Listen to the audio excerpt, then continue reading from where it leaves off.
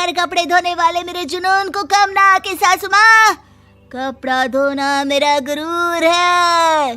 तभी पति भी वहाँ आ जाता है। अभी अभी मैंने इसे सनी देओल की फिल्म दिखाई है, उसी के डायलॉग मार रही है माँ। अच्छा सुन, साफ साफ बता रही हूँ, पानी सुबह 4 से 6 और शाम को 10 से 12 आता है, समझी? विभा टाइमिंग सुनकर हैरान हो जाती है। ये क्या भूतों का मोहल्ला है?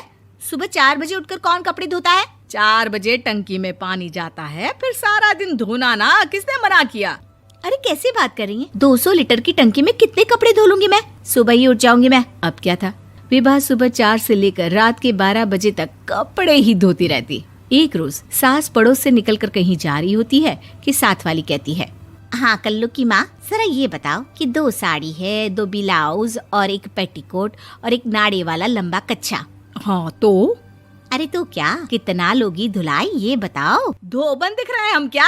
हमारे पति सरकारी नौकरी से अभी अभी रिटायर हुए हैं और बेटा सुपरवाइजर है कोयला फैक्ट्री में। धोबन समझ रखा है हमें? हाय रे कल्लू की अम्मा, माफ कर दो, वो तो मोहल्ले में यही सब बता रहे थे कि तुमने बहू को कपड़ा धुलवाने के काम में लगा दिया है। सास को पड़ोसन की बात सुनकर गुस्सा आ जाता है। वो घर पहुंचती है जहां घर के बाहर ही इतने सारे कपड़े सूख रहे होते हैं जितने कि किसी धोबन के घर पर। अरे ओ कल्लू की दुल्हन, बाहर निकल। माँ जी यहीं आ जाओ, बाथरूम में चादर धो रहे हैं हम। अरे अभी हम धोते हैं, तुमको बाहर निकलो। ये आस पड़ोस वाले बोल रहे हैं कि हम बहू से कपड़े धुलवा कर उसे कपड़ा धोने वाली बना दिए हैं। अरे छोड़ो ना माँ जी, किन लोगों की बातों में आती हो? आस पास के लोगों का तो काम ही होता है कि वो किसी तरह सास बहू को लड़ा दे।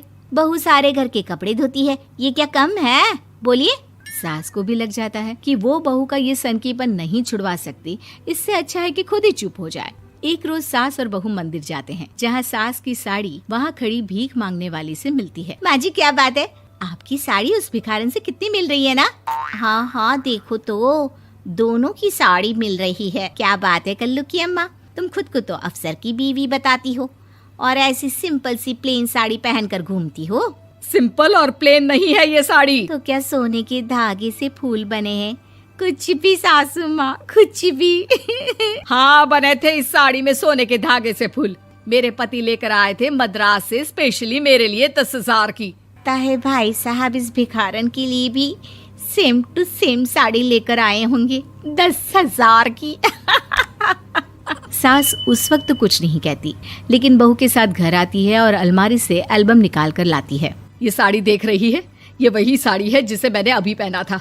इस साड़ी में ये जो चमकदार फूल दिख रहे हैं ना, ये सोने के धागों से काटे गए हैं।